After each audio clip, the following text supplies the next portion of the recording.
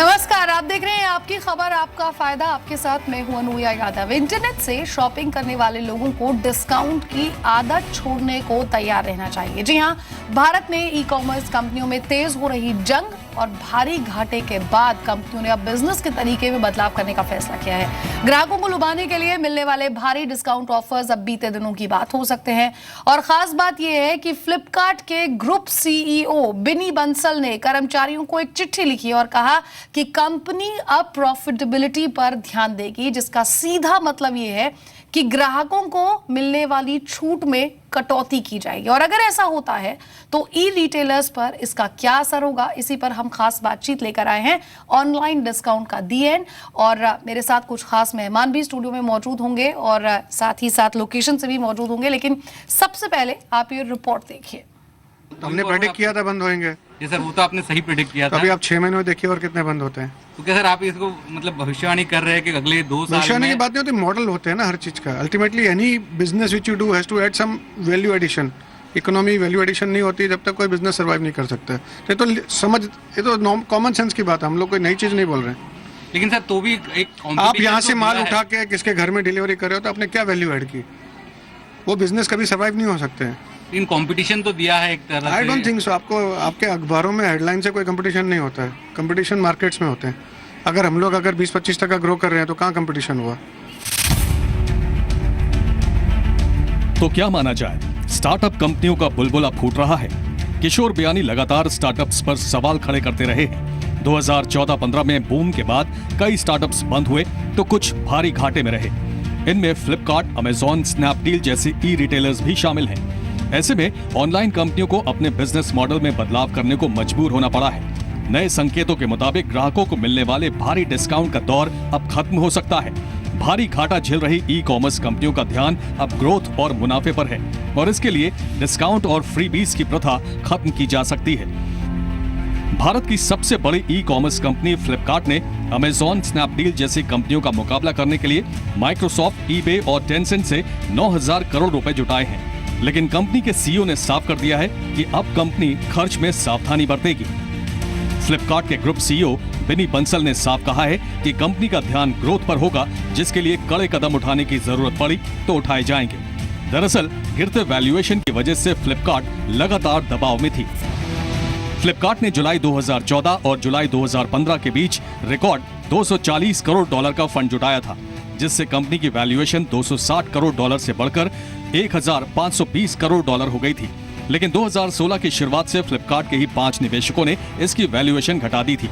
Morgan Stanley, Fidelity और वैलिक के funds ने फ्लिपकार्ट की वैल्यूएशन 500 करोड़ से $1,000 करोड़ के बीच रखी। हालांकि हाल ही में जुटाई फंडिंग के बाद फ्लिपकार्ट की वैल्यूएशन $1,100 करोड़ बताई जा रही है। फिलहाल भारत में ई कॉमर्स कंपनियां जबरदस्त दबाव में हैं।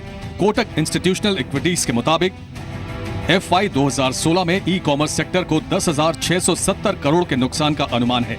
FY 2015 के मुकाबले इसमें 138% की गिरावट रही है। खास बात यह है कि 10,670 करोड़ के कुल घाटे में से 70% घाटा फ्लिपकार्ट, अमेजॉन, पेटीएम के बीच रहा है। 2014-15 के बूम के बाद भारतीय स्टार्टअप्स को मिलने वाले निवेश में भी कमी आई है। वेंचर इंटेलिजेंस के मुताबिक 405 स्टार्टअप्स में वेंचर इन्वेस्टमेंट में 21% की कमी आई। 2016 में कुल निवेश में 28% की कमी आई। एक साल में ही ऑनलाइन कंपनियों में निवेश $290 करोड़ से घटकर केवल $80 करोड़ रह गया। फ्लिपकार्ट में नए निवेश से भारत के ई कॉमर्स सेक्टर में त्रिकोणीय मुकाबले की जमीन भी तैयार हो गई है। अमेरिकी कंपनी अमेजॉन और चीन का अलीबाबा ग्रुप दूसरे प्लेयर्स हैं। फ्लिपकार्ट के स्नैपडील को खरीदने और ताजा फंडिंग के बाद एक्सपर्ट्स का मानना है कि फ्लिपकार्ट अब कंफर्टेबल पोजीशन में है और उसके पास एक्सपेरिमेंट करने के लिए पर्याप्त फंड है। ब्यूरो रिपोर्ट, जी मीडिया। मेरे साथ तमाम खास मेहमान यहाँ पर मौजूद हैं। संदीप अग्रवाल साहब हैं जो फाउंडर है shopclues.com के, साथ ही साथ स्टूडियो में रितेश टंडन है, member of all India online vendors association के, साथ ही साथ दिनेश शर्मा मेरे सहयोगी भी मेरे साथ मौजूद हैं, और मेरे साथ डॉक्टर अपूर्व रंजन शर्मा भी शामिल है, वेंचर कैटलिस्ट के को फाउंडर, वो यहाँ पर हैं।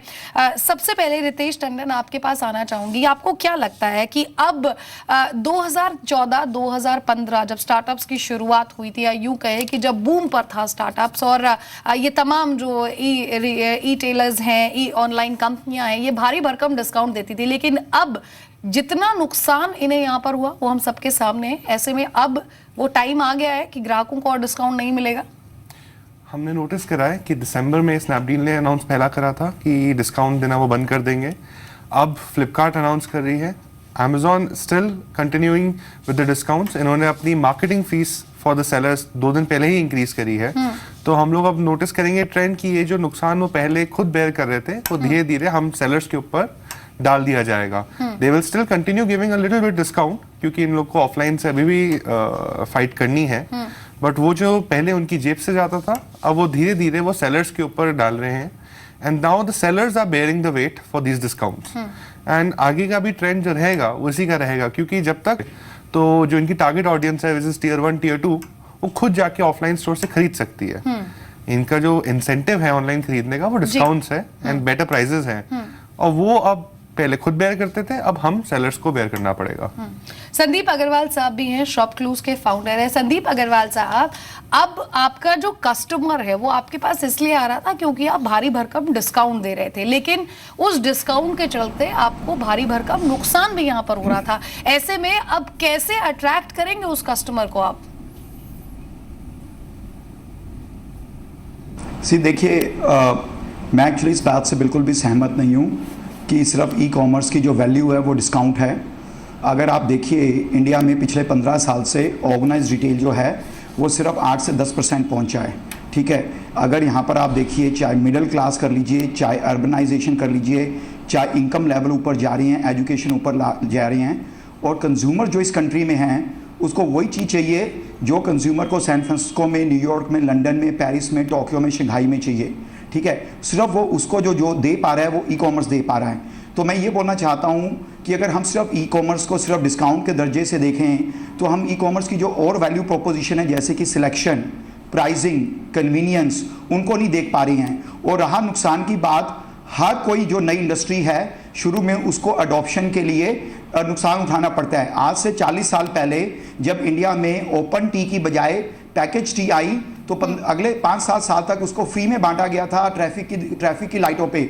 जब वनस्पति घी आया तो कोई उसको देसी घी के अलावा खरीदना नहीं चाहता था और उसको फ्री में दिया जाता था। मैं ये सिर्फ बोलना चाहता हूँ, ये सिर्फ इंडिया में 5-6 साल पुरानी इंडस्ट्री है ई कॉमर्स, और ये अभी भी सिर्फ पूरे रिटेल का 1.2% है। ठीक है, और कंट्रीज में ये 8% से 25% पहुंच चुका है। तो इस इंडस्ट्री का बहुत ही अर्ली स्टेज है। सिर्फ नुकसान के सिर्फ लोग इसलिए नहीं आते क्योंकि डिस्काउंट मिल रहा है, कन्वीनियंस है, सिलेक्शन है, प्राइस कंपैरिजन है, वो सब की वैल्यू है। प्राइस कंपैरिजन है और ज्यादा एग्जाम्पलीफाई होगी जैसे जैसे और... जी आप अपनी बात पूरी कर लीजिए। नहीं, मैं सिर्फ ये बोलना चाह रहा हूँ कि सिर्फ डिस्काउंट के कारण ही नहीं लोग आते, ये सब वैल्यूज़ के कारण भी आते हैं। आप किसी फिजिकल दुकान पे जाइए, आप किसी इलेक्ट्रॉनिक स्टोर पे जाइए, आपको कितने कैमरा मिलेंगे वहाँ पर? 20, 30, 40 मॉडल मिलेंगे। आप टॉप 5 किसी भी ई कॉमर्स कंपनी पे जाइए, आपको 30-40 हज़ार मॉडल मिलेंगे। वो आपको पॉसिबल ही नहीं है। यानी कि आप कुल मिलाकर देखिए, कन्वीनियंस यहाँ पर समझ में आती है कि एक प्लेटफॉर्म ऐसा होता है जहाँ पर आप कंपेयर कर सकते हैं, डिफरेंट ऑप्शंस आपके पास अवेलेबल होते हैं। सर, लेकिन बहुत सारे लोग इस मॉडल को सस्टेनेबल मॉडल भी नहीं मान रहे थे और कह रहे थे कि ये ज्यादा दिन तक नहीं टिकेगा, और वो हमने देखा भी, क्योंकि पिछले सालों का अगर डेटा देखें, 2014-15 हो या 16-17 का डेटा हो, देखा जाए तो ये जो तमाम कंपनियां हैं, अमेजॉन, फ्लिपकार्ट, स्नैपडील, सर बहुत सारी कंपनियां इनमें घाटे में गई है। और आपका जो कह सकते हैं कि एडवर्टीजमेंट का जो भी खर्चा है वो भी आपका कहीं ना कहीं कंपेयर किया जाए, अगर आपकी देखिए प्रॉफिट तो यहाँ पर है नहीं, तो उससे अगर कंपेयर किया जाए तो भी आपने काफी कुछ यहाँ पर गंवाया है। ऐसे में जो लोग ये मानते थे कि ज्यादा दिन नहीं टिकेगा, हम भी समझते हैं कि बहुत सारे नए कंपनियां यहाँ पर आई लेकिन वो बंद भी हो गई। अब सस्टेन करना बहुत मुश्किल होगा जो एग्जिस्टिंग है उनके लिए। देखिए, मैं आपको सिर्फ अगर आप मुझे सिर्फ मैं एक पर्सपेक्टिव देना चाहूंगा। 1995 में ई कॉमर्स चालू हुआ। 1995 से लेके 2010 तक इंडिया में ई कॉमर्स 0 से 200 मिलियन $US तक पहुंचा। ठीक है, फिर 2010 में फ्लिपकार्ट, स्नैपडील, अमेजॉन, शॉपक्लूज जैसी कंपनीज आई, और अब आप देखिए 2010 से लेके 2016 तक वो 200 मिलियन से 10 बिलियन पे पहुंच गया है। ठीक है। इसी टाइम में इंडिया में जो ऑनलाइन शॉपर्स हैं वो 2 मिलियन से 50 मिलियन पे पहुंचे हैं। अब आप यूएसए में देखिए, ई कॉमर्स इंडस्ट्री में 5 से 7 हज़ार प्लेयर्स थे, अब वो कम रह के कुछ 100-200 रह गए हैं।